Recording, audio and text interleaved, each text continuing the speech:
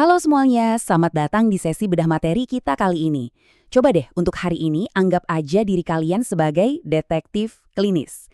Karena kita bakal mengupas tuntas materi pertemuan kedua modul praktikum metodologi penelitian keperawatan 2026. Siapin catatannya ya, karena kita bakal belajar bareng soal taktik jitu melacak literatur ilmiah dan gimana caranya nemuin celah yang bisa jadi penemuan besar kalian selanjutnya.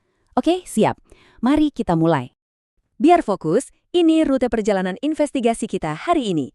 Pertama, kita bahas cara mengungkap masalah penelitian. Kedua, taktik penelusuran literatur. Ketiga, seni menelaah jurnal. Dan yang terakhir, cara menemukan gap penelitian. Kita masuk ke tahap pertama, mengungkap masalah penelitian keperawatan.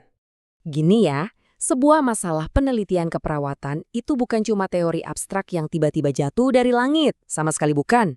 Masalah itu lahir dari benturan nyata di dunia klinis sehari-hari. Di satu sisi kita punya harapan, yaitu kondisi ideal atau SOP yang seharusnya berjalan.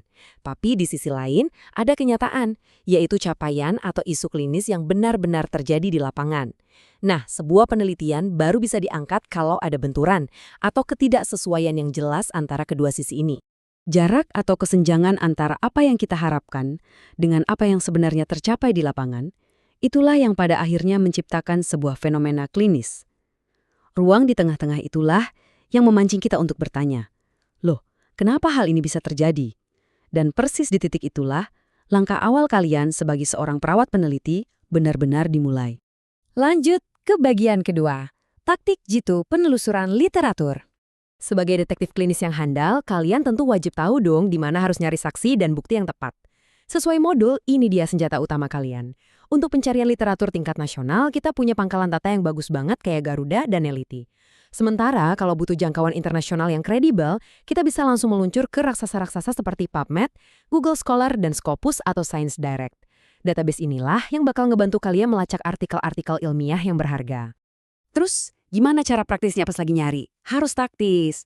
Pertama, tentukan kata kunci yang spesifik, dan jangan lupa manfaatkan Boolean operator kayak AND, OR, atau NOT. Ini bikin mesin pencari kerja jauh lebih tajam. Kedua, wajib banget pasang filter publikasi 5 tahun terakhir. Ingat, ilmu kesehatan itu dinamis banget. Kita butuh bukti yang paling up to date. Dan ketiga, sesuai instruksi dari modul praktikum, tugas kelompok kalian adalah menelusuri minimal 5 artikel yang benar-benar relevan sama topik masalah yang kalian pilih. Tapi ingat satu hal krusial, kita bukan cuma nyari bahan bacaan buat dihafal, sama sekali bukan. Kita ini lagi ngelakuin yang namanya tinjauan pustaka.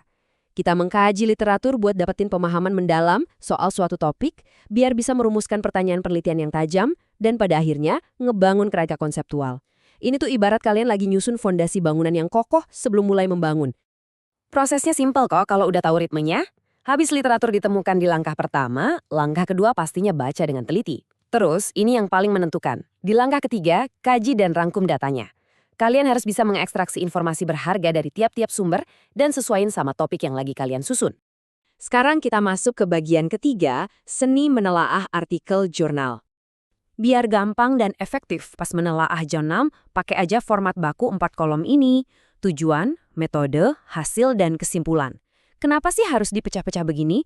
Karena dengan cara ini, kita lagi mengekstraksi kesaksian inti dari sebuah penelitian. Kita buang tuh kebisingan informasi atau narasi yang kepanjangan, dan kita murni fokus pada esensi buktinya aja. Coba kita aplikasikan format telaah tadi ke skenario nyata dari kasus praktikum kalian. Bayangin kelompok kalian nemuin satu artikel tentang kepatuhan perawat terhadap SOP pemasangan infus. Artikel ini terbit di tahun 2015, pakai desain penelitian deskriptif, dan sampelnya cuma dari satu rumah sakit aja. Tolong simpan detail informasi ini baik-baik di kepala kalian ya, karena kita bakal pakai ini sebentar lagi. Dan ini dia, puncaknya, bagian keempat, menemukan kesenjangan penelitian, atau yang sering kita sebut gap. Gap itu simpelnya adalah wilayah abu-abu atau ruang kosong yang belum dijawab, dilewati, atau luput dari perhatian peneliti-peneliti sebelumnya. Tujuan akhir kalian capek-capek mereview jurnal ya buat nemuin ruang kosong ini. Kenapa? Biar kalian gak buang-buang waktu mengulang atau menduplikasi karya orang lain. Dan pastinya, biar kalian bisa menyumbangkan ide orisinal yang seger untuk dunia keperawatan. Nah, balik lagi ke kasus artikel infus yang tadi, gimana cara kita menganalisis gapnya? Pertama, lihat dari tahun terbitnya. Artikel itu dari tahun 2015 loh, Udah usang banget kan, dan pasti nggak mewakili kondisi klinis hari ini. Kedua, lihat desain penelitiannya. Cuma pakai desain deskriptif di satu rumah sakit, tentu ini terlalu lemah untuk digeneralisasi. Dari kelemahan-kelemahan inilah, kita langsung sadar kalau kita butuh pembaruan data yang sesuai dengan tatanan pelayanan terkini. Dari situ, harusnya muncul satu pertanyaan kritis nih di benak kalian. Kalau riset tahun 2015 itu cuma sebatas ngeliat tingkat kepatuhan perawat aja, terus apa dampaknya? Apa coba hubungan langsung antara kepatuhan SOP tersebut dengan angka kejadian flebitis pada pasien di rumah sakit zaman sekarang? Nah, tepat di detik kalian mempertanyakan hal itu, kalian baru aja nemuin sebuah research gap. Kalian menemukan ruang kosong yang siap banget buat diteliti lebih lanjut. Seru banget kan? Menjadi peneliti itu mirip kayak nyusun kepingan puzzle. Nah, langkah kalian selanjutnya di sesi praktikum ini udah jelas banget nih. Bawa temuan 5 artikel kalian beserta gap yang udah diidentifikasi ke dalam diskusi kelompok. Bahas semuanya pakai pendekatan case method. Dan kalau udah nemu rumusan gap yang paling oke, langsung unggah hasil telaah dan kesenjangan penelitian kalian ke LMS sebagai bukti kerja. Pada akhirnya, proses ilmiah ini bermuara pada satu hal penting. Bukti-bukti klinis itu udah bertebaran di luar sana, nunggu untuk kalian kumpulkan, kalian kritisi, dan kalian rangkai. Tantangannya sekarang adalah, kesenjangan apa nih yang bakal kalian temukan hari ini yang mampu mengubah masa depan asuhan keperawatan jadi jauh lebih baik? Selamat menyelam di literatur ilmiah, jadilah detektif yang jeli, dan sampai jumpa di pembahasan materi kita selanjutnya.